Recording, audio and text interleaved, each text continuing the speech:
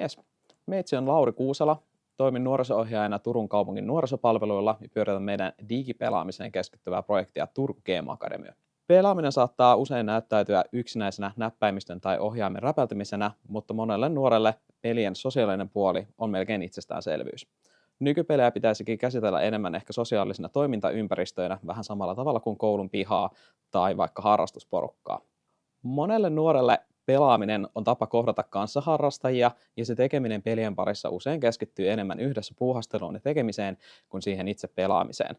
Arkisin pelien parissa vaihdetaan kuulumisia, puhutaan pelimaailman ilmiöistä ja sitten yleisestä harrastamisesta sen sijaan, että keskityttäisiin siihen itse pelikokemukseen.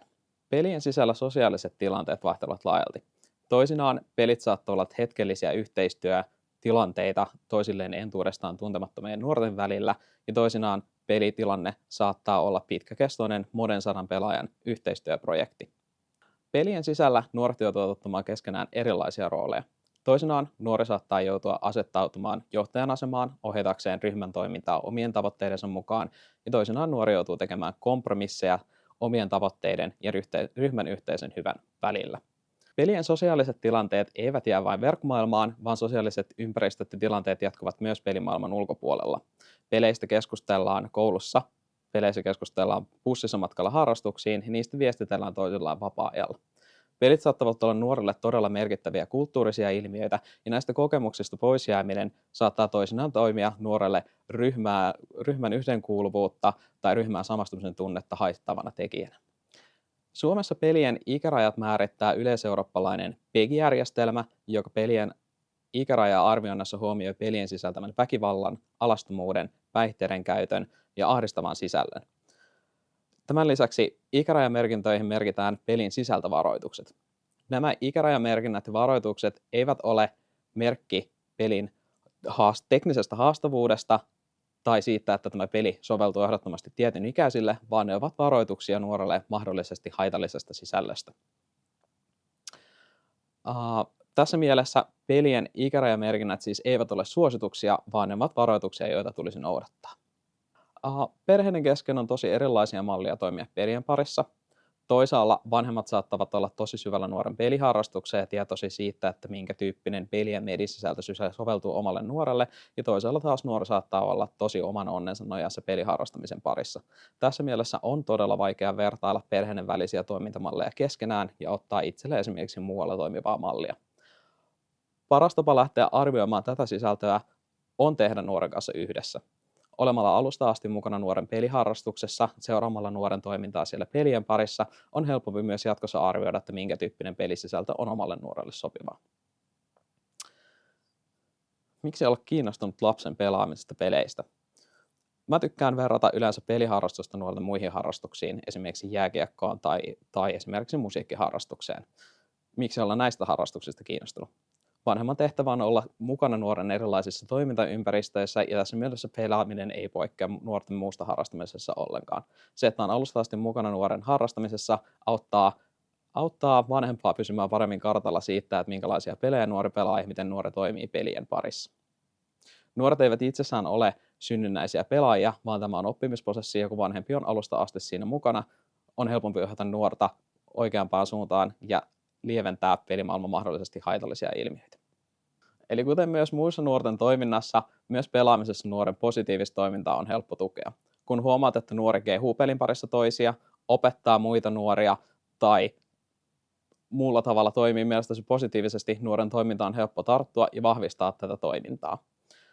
Pelin parissa, kuten myös muussa harrastamisessa, voidaan kiusata ja sulkea toisia nuoria ulkopuolelle, mutta pelien parissa toisinaan ilmiötä voi olla vaikea huomata sen takia, että nuoret eivät ole fyysisesti samassa tilassa. Tähän on ehkä vaikeampi puuttua, mutta toimintaa voi esimerkiksi seurata kysymällä nuorelta, kenen kanssa te pelaatte, ketä teitä on mukana siinä harrastuksessa ja onko joku, joiden kanssa ette tykkää pelata ja miksi. Nuoren kanssa peleissä toimiminen ei ole vain pelaamista, vaan se on myös aktiivista kasvatustyötä. Varsinkin pelien parissa vallitsee anonyymille verkkovuorovaikutukselle tyypillistä aggressiivista kielenkäyttöä, minkä tunnistaminen pelitermien joukosta voi olla alkuun vaikeaa, mutta siihen puuttuminen on osa aktiivisen kasvattajan työtä. Samalla tavalla kuin peleissä tai samalla tavalla kuin muissa harrastustoiminnassa myöskään pelien pariin ei kuulu järjetön pään aukuminen, kiroilu tai muiden pelaajien haukkuminen.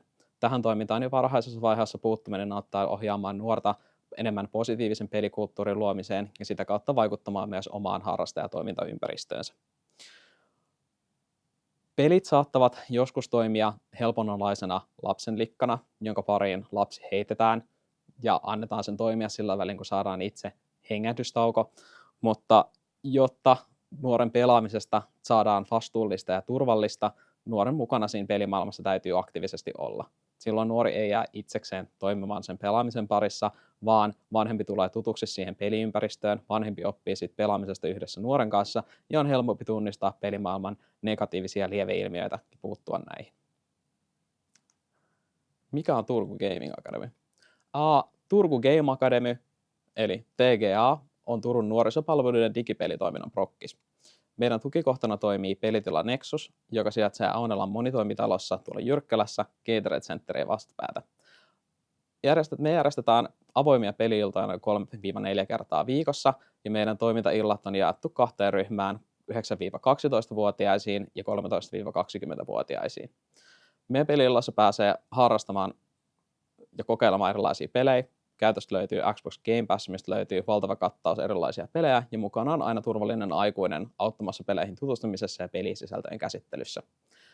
Peli-iltojen ohella TGA järjestää myös tuolla verkossa Discord-palvelimella pelitoimintaa 13 vuotta täyttäneille. Me järjestetään erilaisia yön yli kestäviä pelitapahtumia eri laneja, ja TGAhan voi törmätä nuorisopalveluiden erilaisissa tapahtumissa liikkuvan pelipisteen muodossa. Parhaiten meidän toiminnasta saa lisätietoa verrailemalla osoitteessa turku.fi/TGA. Sieltä löytyy ajankohtaisin tieto meidän tapahtumista, aukioloajoista, linkit meidän Instagramiin ja Discordiin sekä paljon muuta. Toimintaan ovat tosiaan tervetulleita kaikki 9-20-vuotiaat. Jos vanhemmat kaipaavat vinkkejä peliharrastukseen ja nuoren pelaamisen parissa mukana pysymiseen, mä suosittelen pelaamista. Ihan oikeasti nuorten kanssa yhdessä pelaamista. Jos kasvatusmateriaali kiinnostaa, niin Mannerheimin lastensuojeluliitolta löytyy paljon nuorten pelaamiseen liittyvää materiaalia. Ihan vain googlaamalla MLL ja pelaaminen löydät paljon nuorten pelaamiseen liittyvää tekstiä. Jos taas ammattikasvattajan näkökulma kiinnostaa, netistä löytyy pelikasvattajan käsikirjat osa 1 ja 2, jotka ovat ilmaisesti ladattavia PDF-tiedostoja, löytyvät Googlesta ihan haulla pelikasvattajan käsikirja. Näistä sitten lisätietoa.